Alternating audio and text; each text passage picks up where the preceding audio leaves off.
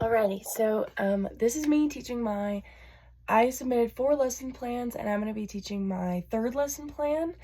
I have my iPad here with like a little rundown of my lesson plan, not my actual lesson plan that I submitted, but more of like guiding questions that I had thought of and that kind of thing. And then I'm also getting over a cold, so I wanted to apologize about my voice and that it might be not as exciting and upbeat as it normally would be in a classroom. But okay, I'm just gonna get into it. So alrighty, so we talked about last class, we read the Start Your Own Business book. We talked about vocabulary. So now I want to refresh our brains and talk to us about vocabulary again. So who in this room can tell me what an income is? So I wait, and I have them talk to me, or I call on somebody says, oh, an income is when you get money, when money comes to you. And I'm like, yeah, that's correct. Income is when we receive money. So if I have a grocery store and I need to buy bags for the grocery store, is that an income or an expense? Turn and talk with a partner.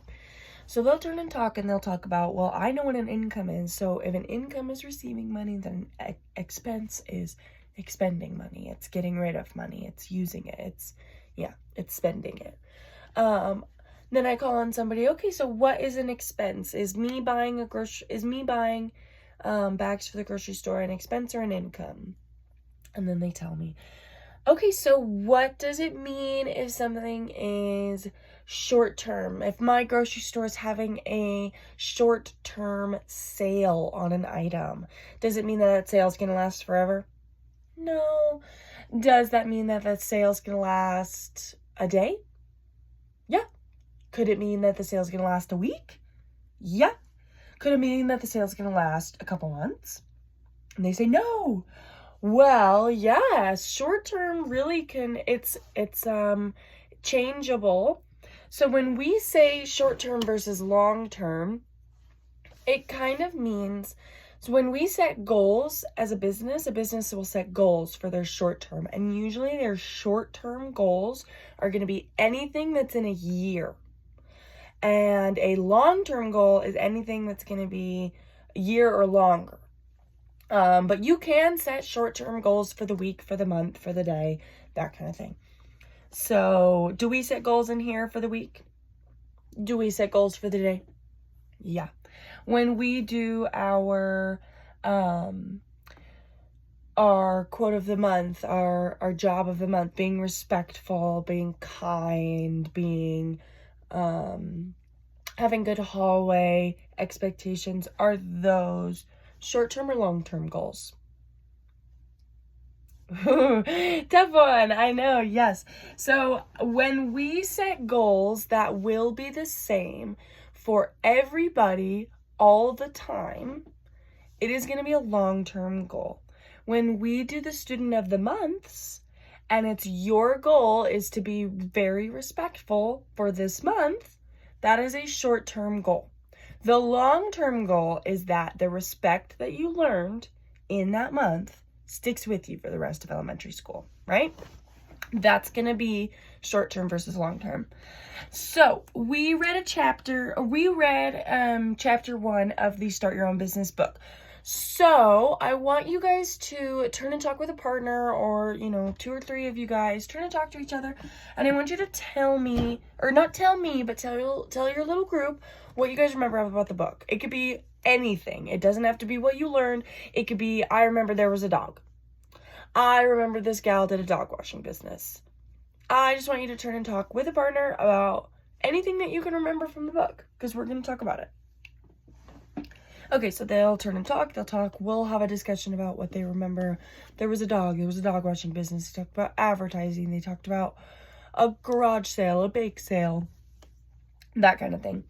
So, alrighty, now we are going to gather back together as a group, and we are going to make a list of ways you can make money.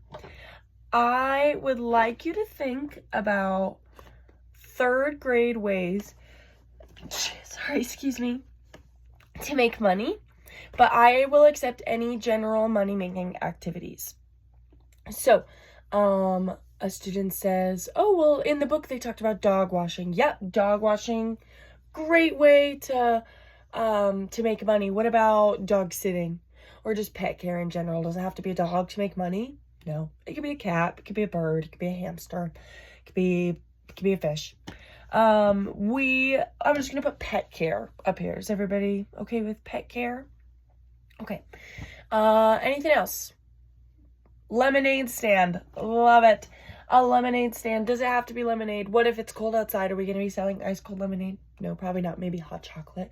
So maybe like a food stand or a bake sale or something like that. Like you have like a little food stand. Okay, love it. Great. A student in my class had just talked about doing the garden with his parents. So Ben, what did you and your family do this last weekend? Did they give you any money for doing stuff in the garden? What'd you have to do? Oh, I had to pull weeds and I had to mow the lawn. Love it. So can we make money by pulling weeds and doing yard work? Yeah, yard work. We're going to put yard work up there. Okay. Well, and another student says, well, my older sibling, they do babysitting. They make money babysitting. They babysit me. They babysit our neighbors. I love it. Babysitting it's totally a way you can make money. So I write babysitting up on the board. Let me move on. Well, Miss Emily, you're a teacher. You make money being a teacher. And to which I would say, no, I'm just a student teacher. But if I was a real teacher, yeah. Or if I was like the full-time classroom teacher, salary kind of thing, I would say, yeah, teachers make money. My dad's a police officer. Yeah, teacher, police officer. I'm going to put those on one line and we'll talk about it in just a second. I want to be a video game creator. Another student says, I love it. Okay, a video game creator. What about when we do chores around our house? What is it called, that income that we get? What's that income called when we do chores around our house? Allowance. Yes, allowance is the correct term. We get an allowance for doing chores around the house. That is an income that we can make. So I want to talk about third grade jobs versus adult general money-making activities or jobs that require, this is a big word, prerequisites. So jobs that require prerequisites. Can anybody guess and tell me what a prerequisite maybe means? So let's talk about babysitting. The prerequisites. So when Miss Emily was I was 14, I took a Red Cross babysitting class. And the class taught me how to do CPR. It taught me how to do an EpiPen. It taught me how to do the Heimlich maneuver when you save somebody from choking. It taught me how to administer first aid. It taught me basic rules of food making using appliances. So that was my prerequisite. When I wanted to start babysitting, my prerequisite was to learn how to be a babysitter. I had to take a class. Teachers, they have to go to school. You can't just, and not everybody can just go and be a teacher willy-nilly. You have to go to school and you have to pass tests. Same with police officers. Police officers, you have to go through elementary school, middle school, high school, and then you have to go to the police academy. So those are going to be your prerequisites. Video game creator too. Video game creators have to go probably to college because you have to learn how to code. You have to learn about tech. You have to learn about business because you're probably going to own your own business, creating your own video game. So these three ideas, these are going to be more of general money-making activities because they require a prerequisite. Does it require a class? Do you have to go take a class if you wanted to start a lemonade stand? Do you have to take a class about how to run a lemonade stand as a third grader? No, you don't. So these kind of jobs, those jobs that don't require prerequisites are going to be great for third grade money making. So, who can tell me what an advertisement is? Let's just drift away from this really quick. Who can tell me what an advertisement is? And sorry, there's a fly in my room. And a student says, well, an advertisement is when you advertise for your business. Okay, yeah, an advertisement is when you advertise for your business. So an advertisement is going to be it's going to be, you are marketing your business. You are putting your business out on the market. And what I mean by that is you are doing certain things, or you're talking about it to try to get more business, more people coming to your business and buying from you. So let's talk about a lemonade stand. How can we advertise for a lemonade stand? How can we do that? Okay, well, a student says we could put an ad on the radio, or we could make a TV commercial. Okay, so let's talk about that. The radio and the TV.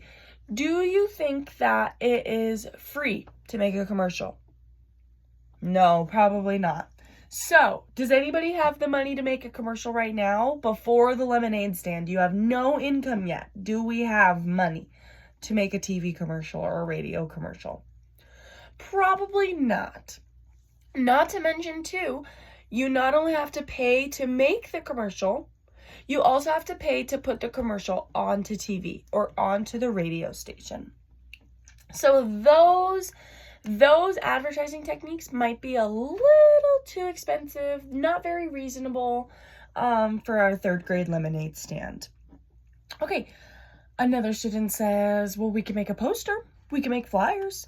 Totally, we could totally make posters and flyers. Is paper, pencils, markers free? No, but do we have them accessible to us? Third graders can get papers, pencils, markers, all that kind of stuff very easily, right? Yes, they can. So, we can make, I'm going to write flyers and posters next to lemonade stand. And the class thinks, and they're thinking, and they can't think of anything else. And then they're thinking, and they can't think of anything else. And I go, what about your mom telling her friends? And telling her friends, and telling your neighbors, and telling you going knocking on doors, you're going and telling people, your mom's going and telling people, your friend that you run your lemonade stand with is telling everybody. Is that a kind of advertising? Like walking around? Some of the class shakes their head no. Some of the class is like, I don't know. Okay, thumbs up. Yes, it's a type of advertising. Thumbs to the side. I don't know. It could be. It couldn't be. I don't know yet. Thumbs down. That definitely isn't a type of advertising. I look around the class. Most of the class is saying this or this. I want to tell you guys about the type of advertising called word of mouth. Word of mouth is advertising. So yes, it's an advertisement done when people talk about your business and people market your business and advertise for your business simply by talking to other people, simply by telling people, I love this lemonade. The lemonade was perfectly sour and sweet. The lemonade wasn't too watered down, that kind of thing. So then we would close our lesson. I would give the students this exit ticket that I have created that says, how would you advertise a lawn mowing business? And I am looking for students to have resonated what that lawn mowing is a job that does not require a prerequisite. So it's not going to be a general money-making activity that would require a commercial or a radio thing. I'm hoping that they gathered everything from the lesson and put down a poster or flyer or word of mouth if they remember word of mouth. So I'm trying to get them to remember that lawn mowing is a third grade business, and it is not a job that requires prerequisites.